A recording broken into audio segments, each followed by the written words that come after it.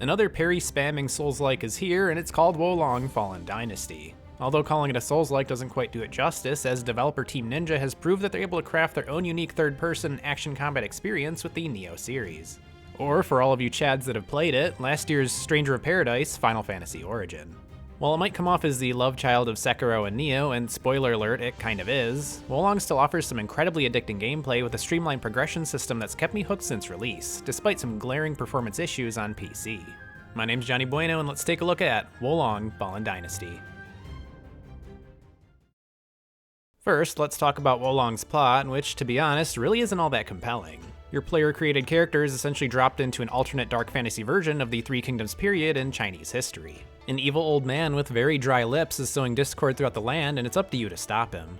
Unfortunately, you'll spend so much time jumping from battlefield to battlefield that it never really felt like there was a chance to dig deeper into some of the finer details of the story or build up the game's villain any further. A big gripe for me plot-wise was the sheer number of characters being introduced throughout the story.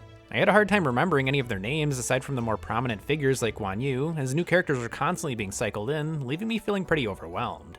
Some do get a little bit of character development, while others felt like they were gone as soon as I met them. It probably doesn't help that the English voice acting isn't all that great either, though it can still be enjoyable in a silly, campy sort of way. Huh? What? My apologies. I got ahead of myself. Okay. It's time to find out how strong you really are. Wolong's setting will have you travel to a rather impressive variety of different areas and climates, like a bamboo forest, a burning city, or a snowy battlefield. While the variety was nice, the actual level of interest I had in these areas wasn't that great. There were some areas that made for some screenshot-worthy moments, but overall didn't fill me with a sense of awe like some of the areas from the Nioh series did. Also, just like Nioh, the mission-based structure of playing through the game returns in Wolong, where you'll select a main battlefield or sub-battlefield on the world map. Main battlefields are where the plot happens, and finishing your current main battlefield will move you on to the next one. Sub-battlefields are essentially jumbled up versions of the main battlefields with varied enemy placements that have you perform random tasks like finding certain items or defeating a certain enemy to finish the mission. They were actually fairly well designed and not a total waste of time. Most are far shorter than their main battlefield counterparts and serve as a quick way to get loot or experience. Though there are some notably frustrating sub-battlefields, like the one that pits you against 3 boss enemies at once, that pissed me off so much that it made me question Team Ninja's mission design choice and my own sanity. You'll know what I mean when you get to it. I don't want to show it here so you can experience the rage that I felt firsthand with no prior information. Before going any further in this video, I need to address the giant, unoptimized elephant in the room.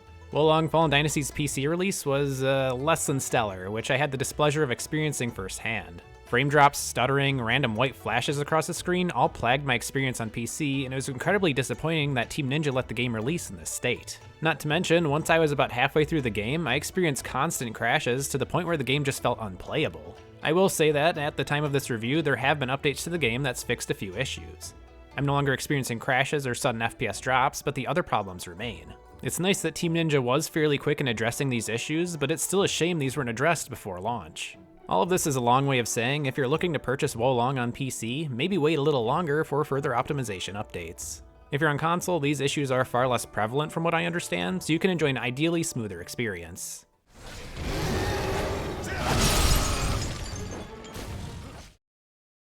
Wolong's gameplay very much carries the soul of the Nioh games with a Sekiro-style approach to combat. There's a heavy emphasis on deflecting enemy attacks, and an even heavier emphasis on deflecting critical enemy attacks, shown by the enemy flashing red, which can turn the tides of battle quite heavily in your favor. This is where Wolong's combat can get quite addicting, as there's an incredible sense of satisfaction and excitement that comes from deflecting a string of blows from an enemy and punishing them afterward.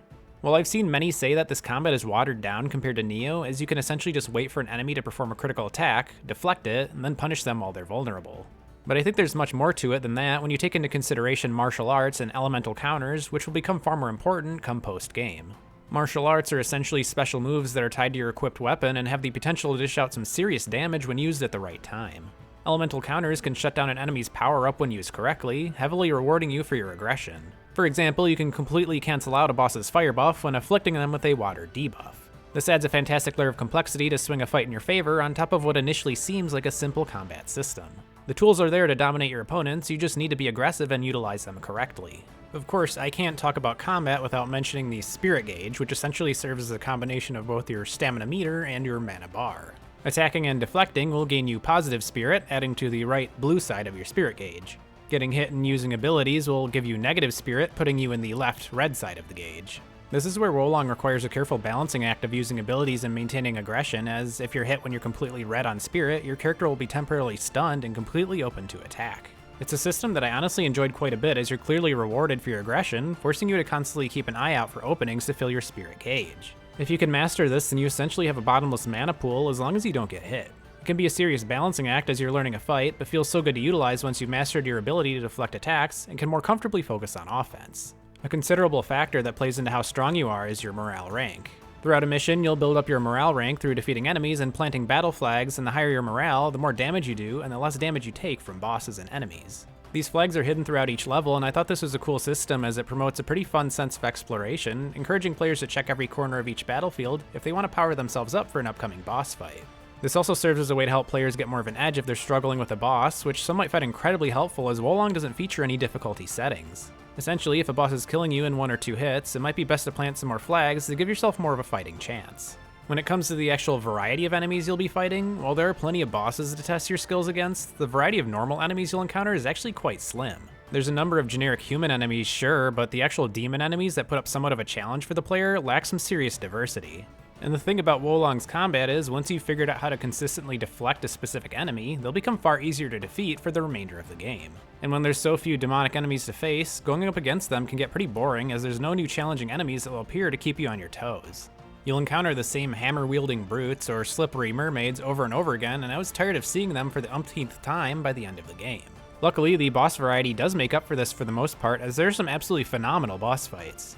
Seriously, the fight with Lu Bu might be one of my favorite bosses Team Ninja has made to date, as it felt incredibly punishing, yet perfectly fair at all times. The very first boss, Mr. General of Man, is also a standout as it serves as a major hurdle for understanding Wolong's combat and getting used to timing deflections.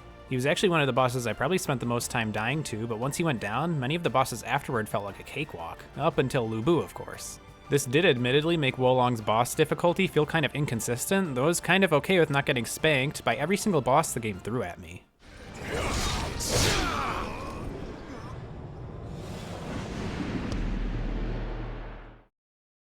Progressing your character in Wolong takes you through the standard Souls-like affair where, after gaining enough experience, you can allocate points into a specific stat to grow your character. Unlike other games in the genre that feature typical strength, stamina, or intelligence stats, Wolong features 5 virtues: wood, fire, earth, metal, and water. Each virtue affects several stats, like wood giving you the largest HP bonus and increasing the duration of your spells, or water enhancing your stealthiness and making your deflects cost less spirit. You'll also need to pay attention to these virtues on your weapons, as each one will scale with each virtue differently. It's a rather simplified system compared to, say, the Nioh series, but I don't mind the more streamlined choices, so I wasn't spending a bunch of time deliberating over which stats I wanted to boost every time I gained a level. As you allocate points into a virtue, you'll also unlock new spells to cast called wizardries. These can either be offensive spells or defensive buffs, and the more points you put into a virtue, the more powerful spells you will get for that specific element. Each wizardry will also have a certain morale rank you'll need to be at to cast them as well, so many won't be usable right at the start of a mission. You'll need to defeat enemies and plant battle flags to get a high enough morale rank to cast a specific wizardry. This was honestly a little annoying, as it didn't feel great to be temporarily locked out of wizardries that were essential for my build, despite having the appropriate stats already invested to cast it. One really nice feature though that Wolong includes is the ability to reallocate your stats freely once you progress through the story a bit. There's no need to collect some specific rare item to be able to respec your character, you just need to walk up to the old man in the Hidden Village hub area and tell him you messed up your build. I love this, as being able to reallocate stats freely makes it far easier to experiment with different builds on the fly, and you can even save different builds as battle sets, which essentially act as loadouts for your character to swap between during a mission. When it comes to equipping gear, if you've played the Nioh games, then you're already well familiar with Team Ninja's Loot Fiesta gearing system, which returns in Wolong. Enemies will drop gear with a number of enhancements determined by their star rating. Gear with 1 star will have 1 enhancement, 2 stars will have 2 enhancements, and so on. You'll also have the ability to upgrade gear from +1 all the way up to +9, with upgrade materials found throughout each mission. This takes a significant departure from Nioh, where the gear you picked up had a certain level attached to it.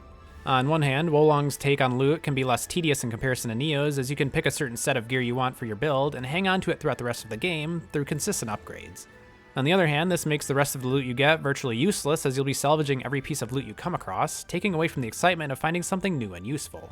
This happened to me in the latter half of the game, as I already had my build put together, so anything I picked up went right into the scrap pile, maybe aside from some alternate weapons that had different martial arts attached to them. Some of the more powerful gear that grant useful set bonuses for equipping multiple pieces can be obtained through the reinforcement system.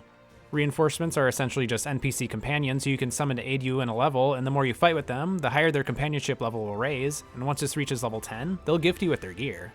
It's a nice little system that makes it so you don't have to entirely rely on random drops to get a decent set of gear, and this was something I absolutely took advantage of as I'm pretty lazy when it comes to grinding for specific item drops. Playing with these companions, though, was a completely different story, as the AI in Wolong was, for the most part, not helpful at all. I'm pathetic. Now I trust you can handle it from here.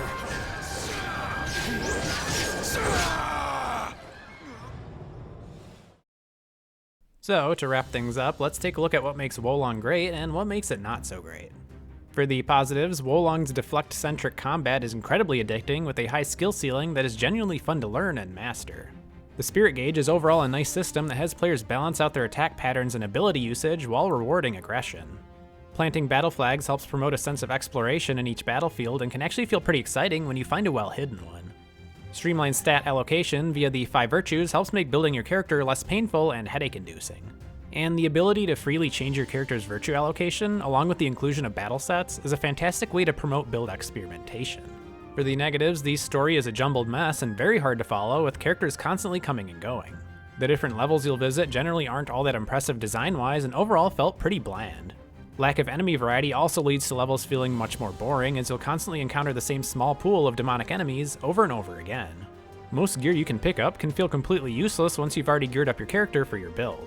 And despite some performance fixes since release, PC optimization is still pretty bad. Wolong Fallen Dynasty is, terrible story and PC performance issues aside, still a genuinely fun release from Team Ninja, featuring the usual addicting gameplay that the studio is known for. It doesn't quite feel like it reached the heights that Nioh 2 did, but it's still worth playing if you're a fan of difficult action combat that feels incredibly satisfying to master. And with a robust New Game Plus feature where you'll encounter even more powerful enemies and higher tier equipment to collect, Wolong has the potential to keep anyone busy grinding for weeks to months on end.